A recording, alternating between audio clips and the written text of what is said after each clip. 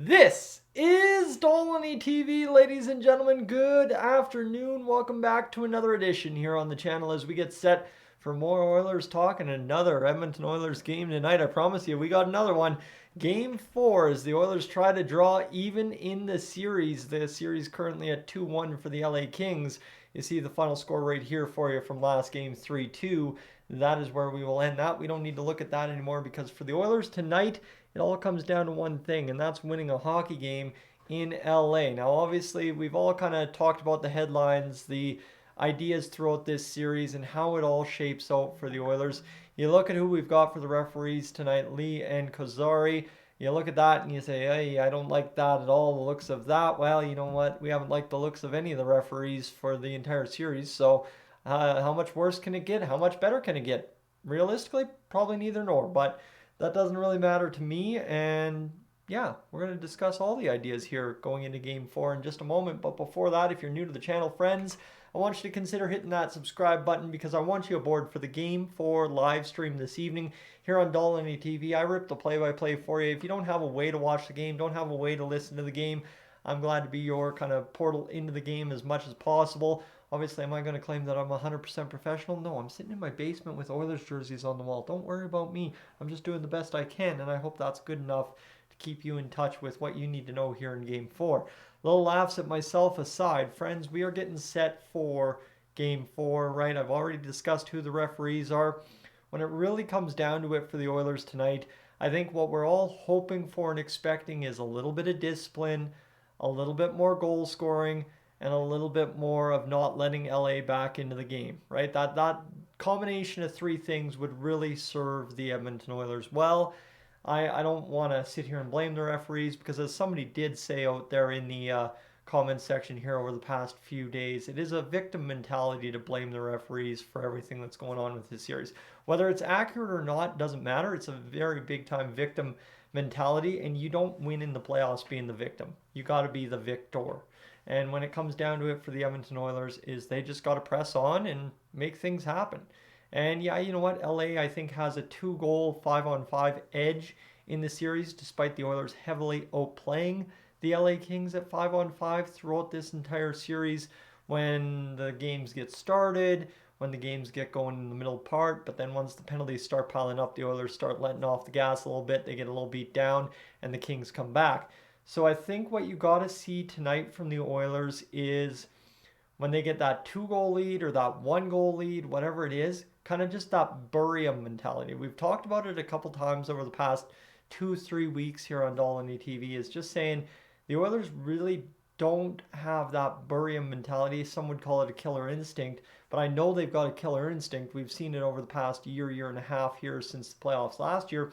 It's just a matter of the Oilers wait too long to activate that killer instinct. So when I say that bury 'em mentality is when you get goal number 1 of the game, 5 minutes later you should be up 2-0. 2-3 minutes later you should be up 3-0.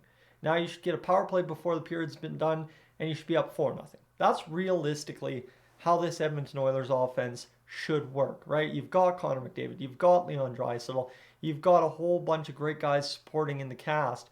But the problem is this series so far, the Oilers have lacked doing that.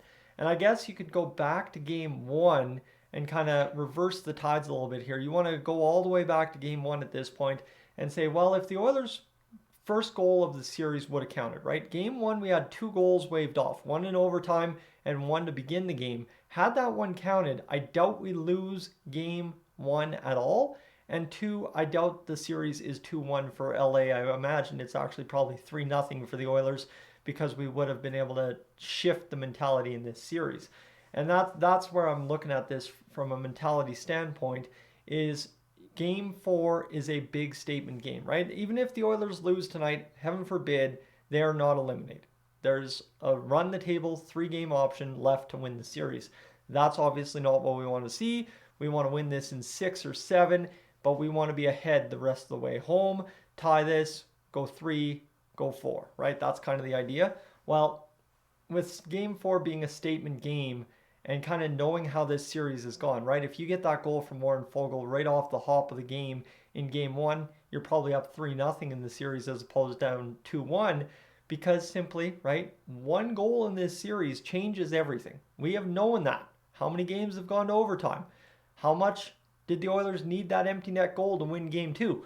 You kind of follow where I'm going, right? Every single game this series has been a one goal game with an empty netter.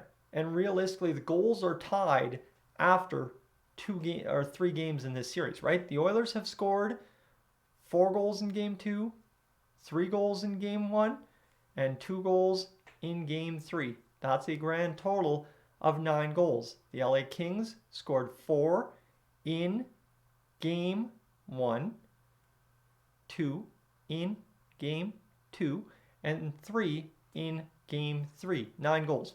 However they come, however they are, that's fine and dandy.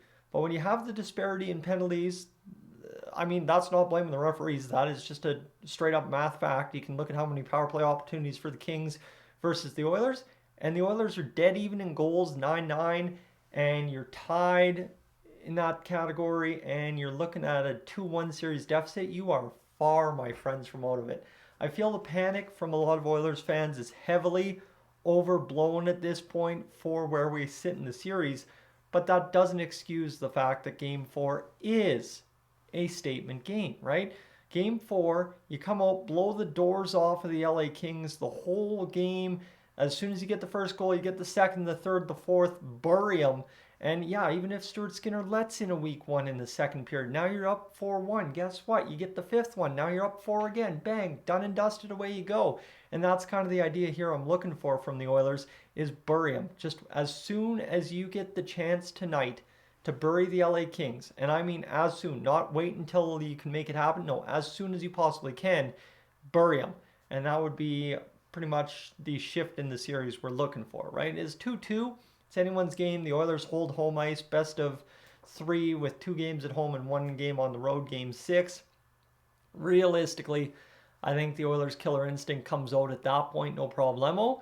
But tonight, you just need to have that bury 'em mentality and just go out there and absolutely beat down on the LA Kings. Now, yes, do you want discipline to be better? Yes. Do you want even strength scoring to be better?